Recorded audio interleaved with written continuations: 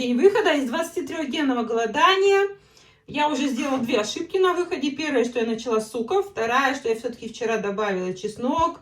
Не сильно прямо там он что-то. Но зато у меня полностью заработал кишечник. И он работает практически как у йогов. Знаете, у йогов считается правильно на каждый прием пищи, чтобы он работал. У меня почти так, и без всяких там каких-то в нормальном виде все это выходит. Типа винегрет, натертая морковка, еще как бы почему-то Николай все это с морковки начинает. И немножко кашки. Получилось круто, потому что я делала для вас какой-то контент. И там задумалась, и она у меня переварилась просто.